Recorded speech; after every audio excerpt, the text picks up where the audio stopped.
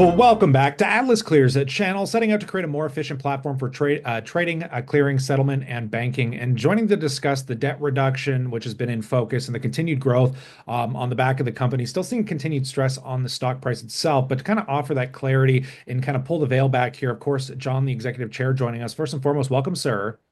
Kyle, how are you? Good to see you again. Yeah, living the dream and always a pleasure to get you back on. So I think your story is probably one of the most fascinating disconnects between what's going on with the underlying business itself versus what the street is kind of seeing in the stock price, and to kind of, spread those two things apart and break it down. Tell us what's going on. Happy to try. I mean, it's been a bit of a mystery even for us, right? We've had days where we've traded, one day we traded over 145 million, 146 million shares, which pre our reverse split was over 8.4 billion shares traded. And we've had other days where there's very significant volume and very large moves. I think it was February 24th where we moved, closing the Friday before was in the twos. And on that Monday, we hit $13.19 on 145 million shares traded. I think it is reflective of the street being unsure what's happening with our company. We have a great story. The target company that we've acquired is very profitable and growing.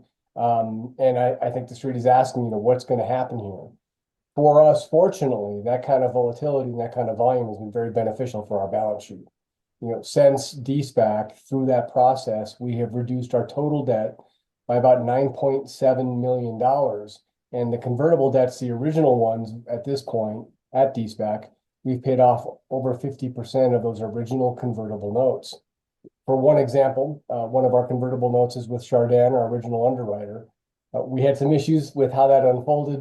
We reached a settlement with them where we agreed on a little over $5.2 million in convertible notes.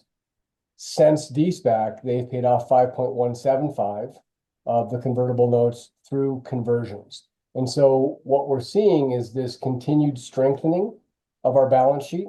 We're seeing continued growth of our underlying company.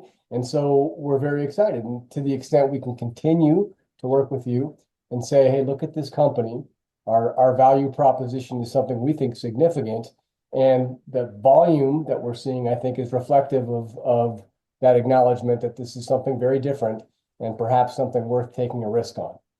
No, 100%. And I think this story is quickly evolving. So the viewers, I recommend subscribe as news and catalysts come down the wire. We're going to bring it to you here. But on that note, as always, we look forward to catching you in the next one.